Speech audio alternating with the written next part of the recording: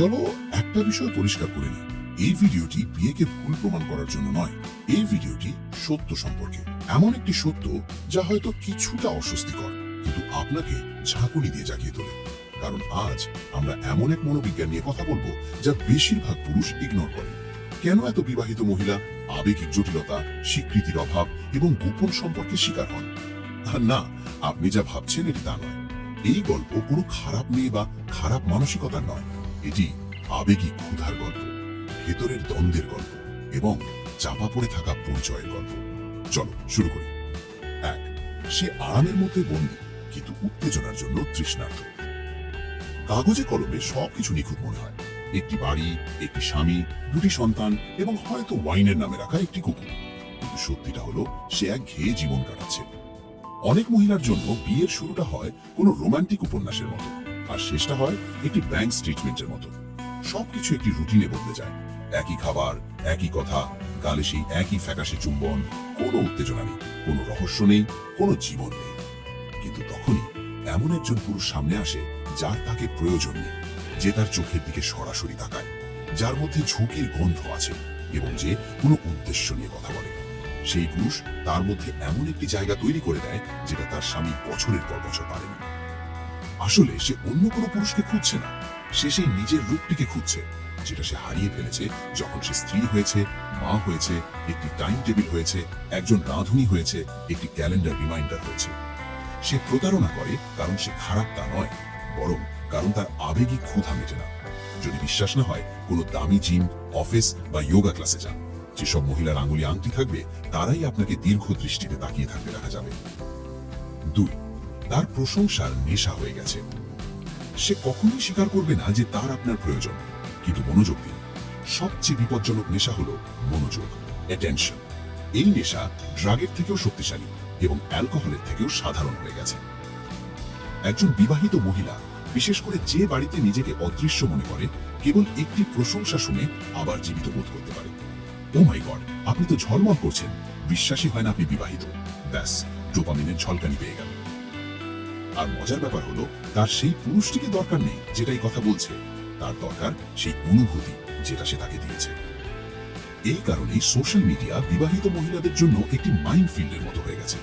একটি নতুন ফলোয়ার, একটি ফ্লার্টিং ডিএম, একটি হার্ট ইমোজি, এগুলি সব আবেগিক মুদ্রা হয়ে গেছে সেই সম্পর্কে যেখানে সংযোগ শেষ হয়ে গেছে। যখন তার স্বামী আর তার চুল, তার গন্ধ বা তার শরীরের দিকে মনোযোগ দেয় না, তখন সে এমন কাউকে খুঁজবে যে দেবে, তাকে ছেড়ে দেওয়ার জন্য নয়, বরং এইটা অনুভব করার জন্য যে সে এখনো জীবিত আছে। 3, সে মনে করে তাকে কেউ ধরতে পারবে না। এই মহিলাদের সবচেয়ে বিপজ্জনক দিকটা কি জানেন? তাদের কেউ সন্দেহ করে না।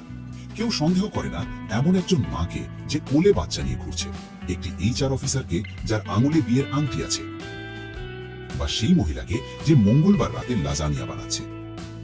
কিন্তু প্রতারণা সবসময় লাল লিপস্টিক আর হাই হিলসে আসে না। কখনো কখনো সে যোগা প্যান্ট পরে এবং হন্ডা চালায়। আর এই কারণেই এই মহিলারা পার পেয়ে যায়। কারণ মানুষ এখনো বিশ্বাস করে যে পুরুষরা মজার জন্য প্রতারণা করে আর মহিলারা ভালোবাসার জন্য। ভুল। মহিলারাও এই একই কারণে প্রতারণা করে যে কারণে পুরুষরা করে। কারণ তারা মানুষ, কারণ তারা অসন্তুষ্ট এবং আকাঙ্ক্ষিত হওয়ার অনুভূতিটি ভালো লাগে। পার্থক্য শুধু এই যে তারা কিভাবে লুকায়। তারা ধীরে ধীরে ফ্লার্ট করে, সবকিছু ডিজিটাল রাখে এবং বলে, আরে ও তো শুধু বন্ধু, তুমি পাগল হয়ে যাচ্ছ।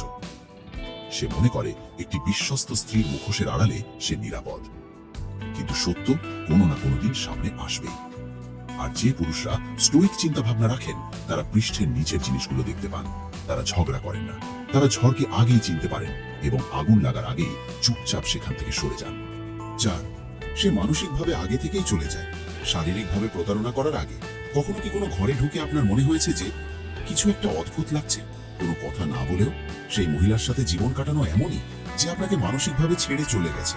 রাতের খাবারগুলো নীরব হয়ে যায়, ভালোবাসা একটি রুটিন হয়ে যায় এবং সেই স্ফুলিঙ্গটি বহু মাস বা বছর ধরে মরে গেছে।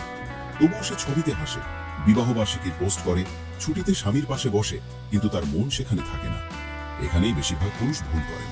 তারা মনে করেন প্রতারণা বেডরুম থেকে শুরু হয়। না, প্রতারণা মন থেকে শুরু হয়।